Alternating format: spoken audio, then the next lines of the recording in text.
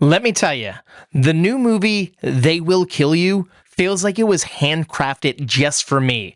All right, this is a B movie, midnight movie extravaganza. All right, I love grindhouse style flicks, and this is a modern day one. All right, we don't get this type of stuff on the big screen anymore. So when I saw the trailer, I was like, oh my God, this movie is gonna kick ass. And lo and behold, I was not wrong, my friends. All right. This movie was action packed, it was gory, it was silly, it was funny, and it had heart and soul. All that wrapped up in like a 94-minute movie. You don't get that very often. And if you do, it's normally just dropped on streaming somewhere that you'll never see it. But you have the chance to see something truly special on the big screen. All right, let me tell you about the cast of this movie. We got Zazie Beetz killing it. Like, I know she's great, but she really gets into this. She gets physical, man. This is like her Kill Bill, essentially. All right. Then you got Patricia Arquette as this evil woman, and she is great. If you like her on Severance, you're going to like her in this. Then you got Harry Potter's enemy, Tom Felton. Yeah, he's a bit of a bad guy in this. Yeah. And you got Austin Powers' wife, or one of his wives, Heather Graham.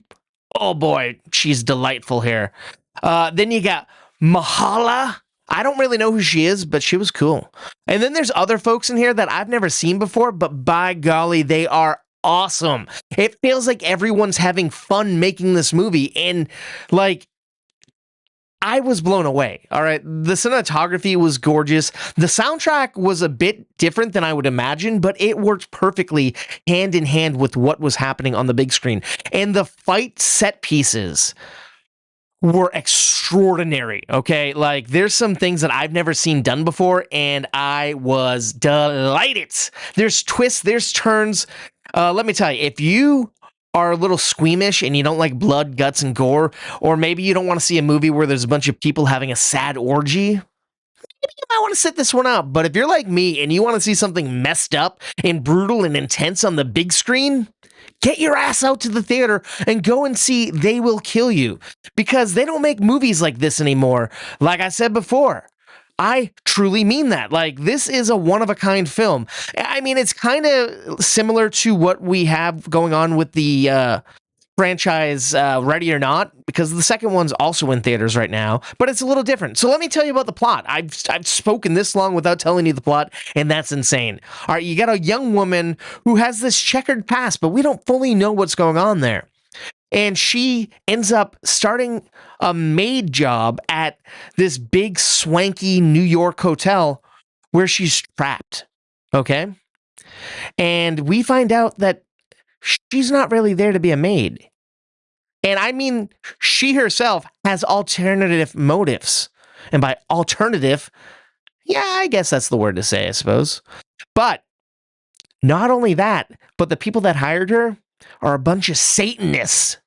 And they've hired her to sacrifice her. So they have to hunt her down and kill her in the name of Satan. That's pretty radical, right? And there's only one way to escape. Will she escape? I don't know. What is her mission? I'm not going to spoil it. This is a movie that you get to see on your own because it's magical, it's delightful, it's silly, it's gory, it's intense, it's They Will Kill You. I can't wait to see more from these writers and this director because it's top notch. Everyone's firing on all cylinders in this movie. Go and see it. Have you seen it yet? If you have, let's talk about it in the comment section down below. And if you haven't seen it, are you going to see it? Let me know in the comments section down below. And if you like this review, why not do yourself a favor and me a favor by hitting like and subscribe to stay in the loop, because I'm putting out daily videos right here on this platform. And guess what? If you like pop culture podcasts, I host one. It's called Movie Toast, News and Reviews, and it's available wherever you get your podcasts. Thank you, and please stay toasty.